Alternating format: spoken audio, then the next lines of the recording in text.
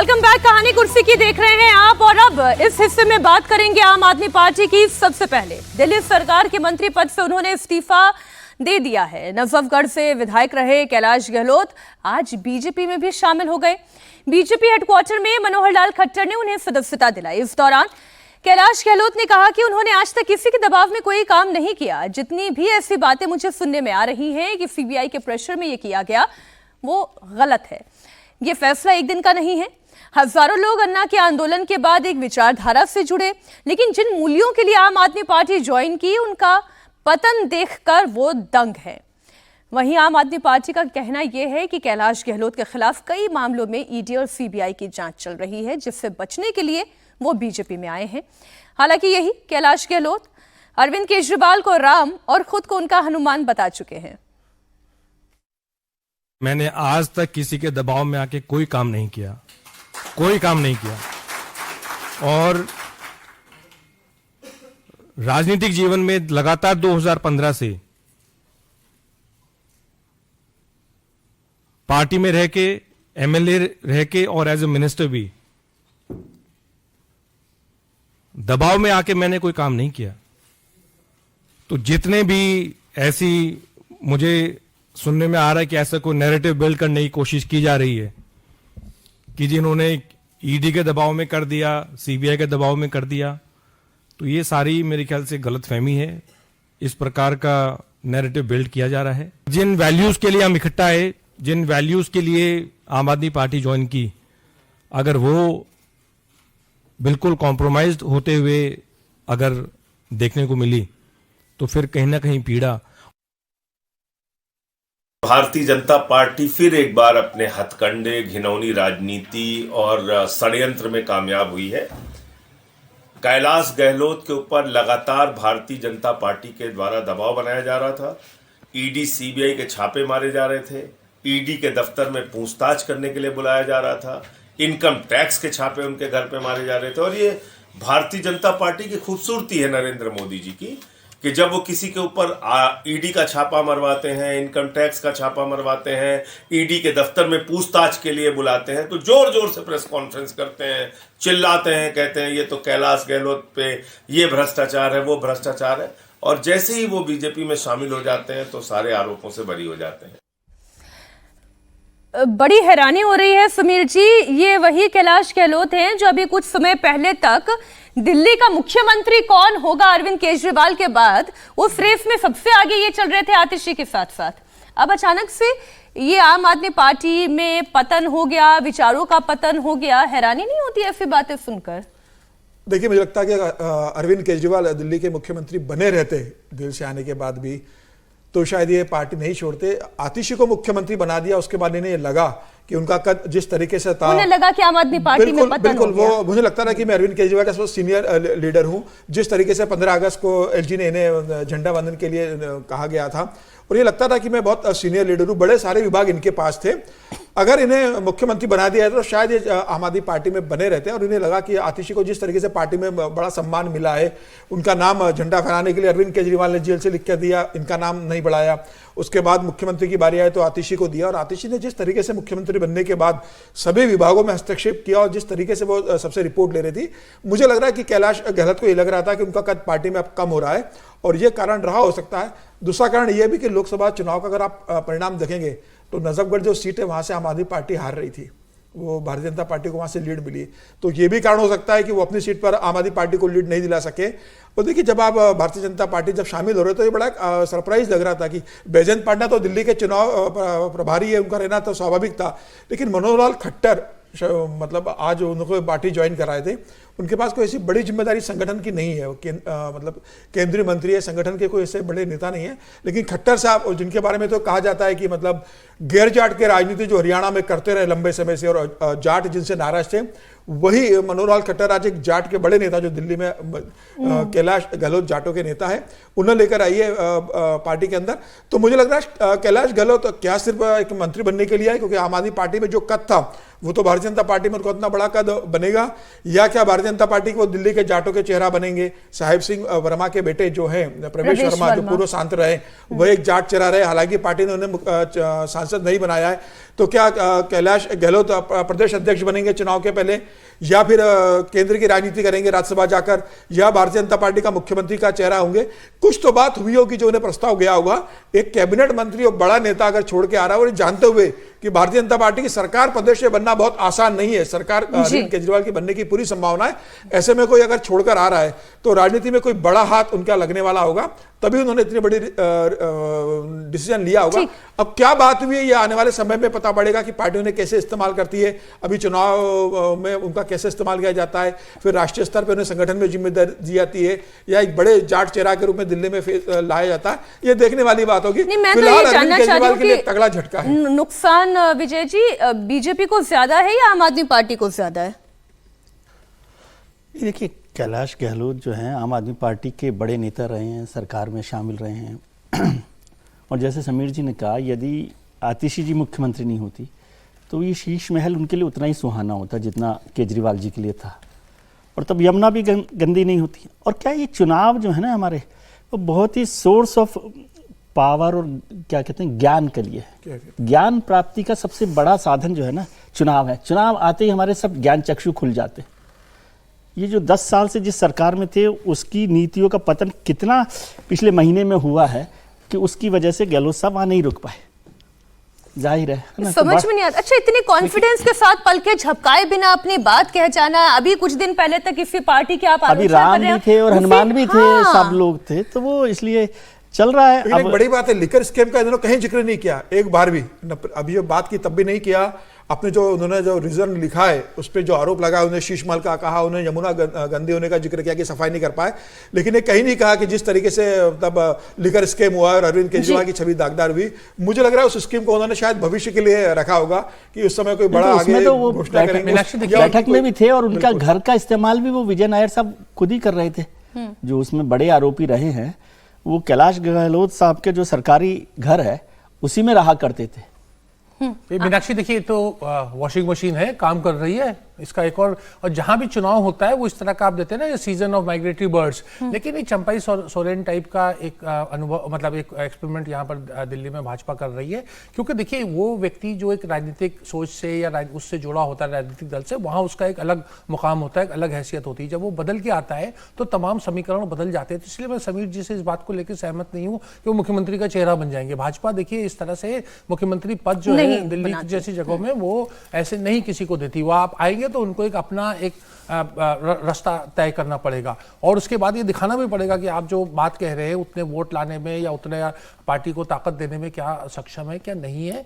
और ये जो बात उसके लिए ताकत या तो फिर एकनाथ शिंदे जैसी होनी चाहिए, बिल्कुल बिल्कुल। तो ये रिबाउंड के ऊपर आए हैं, और जितनी भी वो मैं देख रहा था उनकी मासूमियत पे मुझे बड़ा आश्चर्य हो रहा था कि इस कदर सफाई दे रहे थे, कोई जरूरत नहीं, कोई इनसे पूछ ही नहीं रहा। आपके दिल में जैसे सीताराम केसरी कहते थे कि हृदय में कमल का फूल खिल गया अब आप उसको जस्टिफाई करने के लिए इतने तर्क दे रहे, वो तर्क बेईमानी थे। अब एक और विषय पर हम बात कर लेते हैं, साबरमती रिपोर्ट। अभी कुछ दिनों पहले ही एक फिल्म बड़े पर्दे पर रिलीज हुई, गोधरा कांड पर बनी हुई फिल्म द साबरमती रिपोर्ट इन दिनों खूब सुर्खियों में है। प्रधानमंत्री नरेंद्र मोदी ने साबरमती रिपोर्ट की तारीफ करते हुए एक पोस्ट लिखा सोशल मीडिया पर। प्रधानमंत्री ने लिखा कि ये अच्छी बात है कि सच सामने आ रहा है, वो भी इस तरह से कि आम जनता भी इसे देख सके। झूठी धारणा सिर्फ कुछ वक्त तक ही कायम रह सकती है, हालांकि फैक्ट सामने आ ही जाते हैं। और इसके बाद कांग्रेस सांसद तारिक अनवर ने एक बार फिर प्रधानमंत्री नरेंद्र मोदी पर हमला बोल दिया। उन्होंने कहा कि साबरमती घटना को मोदी ने मुख्यमंत्री रहते दबाने की कोशिश की थी। तारिक ने पोस्ट किया कि अगर किसी ने उस घटना को दबाने की कोशिश की तो इसके लिए जिम्मेदार खुद मोदी जी हैं। अब सवाल यह है कि क्या फिल्म द साबरमती रिपोर्ट से झूठ के नैरेटिव पर चोट हुई है? गोधरा कांड की सच्चाई से क्यों मोदी विरोधियों की नींद भी उड़ रही है? अब सवाल यह है हर्षवर्धन जी, कितना फैक्ट, कितना फसाना, कितना एजेंडा, कहां तथ्य ज्यादा है? देखिए, मेरा चूंकि मैंने ये फिल्म अभी देखी नहीं है, लेकिन जो टुकड़ों टुकड़ों में इसके बारे में देख रहा हूँ या जो थोड़ा बहुत उसको समझ पाया, मुझे ये नहीं समझ में आता कि इस देश में एक बड़ा वर्ग जो बार बार कहता है कि फ्रीडम ऑफ एक्सप्रेशन होना चाहिए, क्रिएटिव फ्रीडम होनी चाहिए, कला अभिव्यक्ति का माध्यम है, उसको आने दीजिए, जिसको पसंद हो देखे न देखे। जो लोग 60-70 सालों से ये बात कहते थे, पता नहीं पिछले कुछ 5-7 सालों में उनकी थोड़ी धारणा बदल गई है। वो किसी भी फिल्म के बारे में, किसी भी साहित्य के बारे में, किसी भी विषय पर ऐसे बात करते हैं कि इसकी क्या जरूरत है। और मुझे लगता है असली फांसीवाद तो यही है ना कि आप किसी दूसरे विचार को सीधे कह ना ये तो आना ही नहीं चाहिए, ऐसे कैसे हो सकता है। मैं तो ये कहता हूं कि नाथूराम गोडसे के ऊपर भी अगर कोई फिल्म बनती है तो बननी चाहिए। गांधी इस देश के पूज्य हैं, गांधी का सम्मान है। महात्मा गांधी को इस देश में अलग अलग तरीके से लोग कहते हैं। मैं गांधी के बारे में कहता हूं कि वो हाथी की तरह है, जिसको जो समझ में आया, पूंछ किसी ने पकड़ी, सूंड किसी ने पकड़ा, दांत किसी ने पकड़ा, पैर मतलब उसी तरह से दिखता है। लेकिन क्या आप नाथूराम गोडसे की चर्चा ही नहीं करेंगे? नाथूराम गोडसे गांधी का हत्यारा था, बिल्कुल वो बात करेंगे। और अगर यहां दूसरी बातें हैं, कश्मीर फाइल्स जब आई थी तो क्या कहा गया? नहीं नहीं इसकी चर्चा मत करो, देश में बड़ा गड़बड़ हो जाएगा। और गुजरात दंगों पर कौन सी फिल्म आई थी? नसीरुद्दीन शाह साहब वाली। तो उस वक्त कहा गया कि ये क्रिएटिव फ्रीडम है। तो साबरमती रिपोर्ट कैसे क्रिएटिव फ्रीडम नहीं हो सकती? और किसी भी घटना को जब हम कहते हैं कि शुरू से शुरू कर लेते हैं ना, तो भाई जहां से शुरू हुआ है वहीं से तो बात शुरू होगी। और मेरा बड़ा स्पष्ट मानना है, टिप्पणी चूंकि मैंने देखी नहीं तो उस पर नहीं करूंगा कि कैसी बनी है, क्या बनी है, कौन सी चीजें हैं, लेकिन किसी को भी अभिव्यक्ति से रोका नहीं जाना चाहिए। एक लाइन की बात है, जो अभिव्यक्ति से रोक रहा है वो फांसीवादी है। प्रतिबंध जैसी चीज खारिज करना वो बिल्कुल गलत है। एक बात रशीद जी, मैं आप अपनी बात रखिएगा, लेकिन मैं एक सवाल के साथ आ रही हूँ। विक्रांत मैसी के मैंने बहुत सारे इंटरव्यू देखे इस फिल्म के प्रमोशन में। एक बात तो लेकिन मुझे उनकी बड़ी फैक्ट लगी कि हाँ, गोधरा हिंसा के बाद बहुत सारे विक्टिम्स का नाम हम जानते हैं, लेकिन क्या साबरमती विक्टिम्स के नाम हम जानते हैं? तो ये सवाल मुझे भी हर्ट कर गया, पिंच कर गया, क्योंकि फ्रैंकली स्पीकिंग मुझे भी नाम रिकलेक्ट नहीं हुआ। जी जी, वो नाम तो देखिए, वो जो उस जमाने में जो कमीशन ऑफ इंक्वायरी थे या पुलिस के दस्तावेजों वगैरह में तमाम चीज़ें हैं। देखिए, मैं हर्षवर्धन त्रिपाठी जी की बात से सहमत हूँ कि बिल्कुल आज़ादी, अभिव्यक्ति की आज़ादी होनी चाहिए, लेकिन हमें ये भी समझना चाहिए कि एक फिल्म होती है। उन्होंने एक शब्द का इस्तेमाल किया, क्रिएटिव फिल्म होती है। क्रिएटिव का मतलब, और उसमें भी कहीं ना कहीं, जरूर मैंने भी फिल्म नहीं देखी, लेकिन कहीं ना कहीं एक ये डिस्क्लेमर होगा, क्योंकि अगर कोई ऐतिहासिक घटना पे भी आधारित है, उसका जो हम रूपांतरण करते हैं, जो उसमें हम एक्टिंग के जरिए बताते हैं, तो वो एक तरीके से काल्पनिक हो जाता है, वो सच से थोड़ा परे हो जाता है। तो इस तरह की चीज़ों के बारे में बहुत ज़्यादा, और मुझे लगता है तारिक अनवर या कोई भी उसका विरोध करके वो उस फिल्म को, अगर उनको लगता है कि राजनीतिक दृष्टिकोण से उनको सूट नहीं करती, तो उसको महत्व देते हैं, क्रेडिबिलिटी देते हैं। एक अंतिम बात मीनाक्षी जो मैं कहना चाहूँगा, एक पहले फिल्म समीक्षक भी, देखिए फिल्म बनी है, एक घटना के ऊपर बनी है, बिल्कुल सही है, लेकिन क्या है, दोष किसको दिया जा रहा है? मीडिया की बात हो रही है, मीडिया हाउस में ऐसे हुआ, ऐसे नैरेटिव को छुपाया गया, बनाया गया। देखिए, मैसेंजर को जो है परेशान करना, वो एक बड़ा हमारे यहाँ फैशनेबल वो हो गया है। जो घटना हुई थी और घटना के बाद में जो घटना हुई, बहुत ही ज्यादा जो भी चुकवाम हुए, उसमें मीडिया का कोई लेना देना नहीं था, लेकिन कटघरे में किसको खड़ा किया जा रहा है? मीडिया को, कि मीडिया ने उसका ठीक से प्रोजेक्शन नहीं किया या मीडिया का मोटिव था, उसके इर्द गिर्द बात कही गई। तो ये भी एक तरीके से सच्चाई से परे चीज है ना। वो घटना, ना घटना के बाद उस पर कोई मीडिया का कोई लेना देना नहीं था। अभी ये तो फिल्म मुझे खुद भी देखनी पड़ेगी, तभी मैं किसी तरीके की कोई टिप्पणी कर सकती हूँ। रिपोर्ट करते वक्त किसी जगह पर कोई फैक्चुअल एरर है, कुछ है, तो उसकी बात तो करनी। मीडिया कोई पवित्र गाय तो है नहीं कि पवित्र गाय नहीं है, लेकिन मैं पत्रकार है तो इसको हम छोड़ देंगे। हर्षवर्धन जी, उसमें तो पूरी पार्लियामेंट की डिबेट्स हैं, कितने कमीशन ऑफ इंक्वायरी बने, पार्लियामेंट की रिपोर्ट्स हैं, पूरा का पूरा वो है। ये मैं कह रहा हूं कि मतलब जो मैसेंजर ने उसको ठीक से प्रस्तुत किया या नहीं किया, वो एक दूसरी बहस का मतलब है। उसको आपने इतिहास को आप मीडिया के जरिए प्रस्तुत करें कि साहब मीडिया दोषी था, मीडिया ने उसको ठीक से नहीं दिखाया, तो ये मुझे लगता है कि थोड़ा अनुचित है। एक और खबर बांग्लादेश से जुड़ी हुई।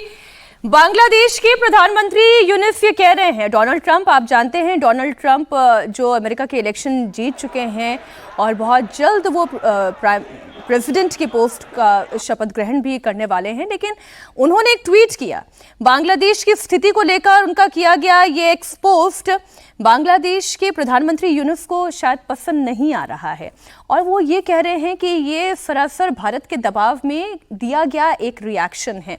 अब इसमें मैं विजय जी तारीफ करूं भारत की इंटरनेशनल डिप्लोमेटिक पावर की, या फिर मैं जो यूनुस साहब जिनका चेहरा इस वक्त हम देख रहे हैं उनकी बात करूं कि भाई आपको अमेरिका की तरफ क्यों देखना पड़ रहा है? आप खुद अपने घर को तो देखिए, वो तो सच ही है ना जो कहा जा रहा है। यूनुस साहब अमेरिका की तरफ देखकर ही तो अपने घर पहुंचे। हाँ, सही बात है। ये बात भी ठीक है। यूनुस साहब तो अपना अमेरिका की तरफ देखकर ही अपने घर पहुंचे हैं। अब बदल गई, हाँ, अब सरकार बदल गई है, और आपने देखा होगा कि अंतर्राष्ट्रीय स्तर पर अकेले ट्रंप हैं जिन्होंने चुनाव के दौरान भी बांग्लादेश को लेकर चर्चा की, बांग्लादेशी हिंदुओं पर जो हिंसा हो रही थी उसकी चर्चा की। मतलब वो तो एक रिस्क फैक्टर था उस समय, इलेक्शन जीते नहीं थे, उससे पहले की बात है। और वो जिस तरह से फेल्ड स्टेट की बात कर रहे हैं, और बांग्लादेश फेल्ड स्टेट है, इसमें कोई अब बची नहीं है बात, तो उनको लग रहा है कि ये मतलब आप इसको साफ तौर पर कहें, ये तो राजनयिक डिप्लोमेटिक विन तो है ही इंडिया की जी। और लेकिन ये सच भी है कि जो यूनुस साहब किसी अमेरिका की पिछली सरकार के माध्यम से ये आरोप है कि वो यहाँ तक पहुँचे, बांग्लादेश पहुँचे, अपने घर पहुँचे उस पूरी एक्सरसाइज से, और पूरे बांग्लादेश के सिस्टम को उन्होंने हिला दिया, तोड़ दिया, जो भी किया है, और बांग्लादेशी हिंदुओं के लिए वो कुछ खास नहीं कर पाए हैं। उस पर भारत का जो स्टैंड है उसको अमेरिका की नई सरकार ने विंडिकेट किया है। लेकिन डोनाल्ड ट्रंप आते हैं, सुधरेगी परिस्थितियां बांग्लादेश की? जी। मुझे लगता है बहुत फर्क पड़ेगा, उसमें बदलाव होगा, और कुछ बड़े राजनीतिक बदलाव बांग्लादेश में हो जाएं, इस पर भी हैरान नहीं होना चाहिए हमें। हर्षवर्धन जी। नहीं, चूंकि मतलब विजय जी की बात को आगे मैं बढ़ाऊं तो मोहम्मद यूनुस को उनका घर ही तब की वहां की जो सत्ता थी या उससे जुड़ा हुआ तंत्र जो था अमेरिका का, उसने दिखाया। लेकिन उसके साथ साथ जो रेडिकल इस्लामिक फोर्सेज ने वो बांग्लादेश देख लिया है, वो खतरनाक है। डोनाल्ड ट्रंप आकर इतनी जल्दी बदल देंगे कुछ, ऐसा मुझे नहीं लगता है। किसी भी देश में सत्ता परिवर्तन कराने के लिए बहुत लंबी चीजें करनी पड़ती है। अमेरिका इसका सिद्धहस्त रहा है, दूसरे देश भी करते रहे, लेकिन फिर से आप उसको रिवर्स कर पाएंगे थोड़ा कठिन है। लेकिन हाँ, एक काम क्या हो सकता है, क्योंकि सबसे बड़ी उनकी सपोर्ट कहां से है, वो वॉशिंगटन से है, तो क्या वॉशिंगटन अब उस तरह से सपोर्ट नहीं करेगा तो उनको कुछ टर्म्स कंडीशंस बदलेंगी।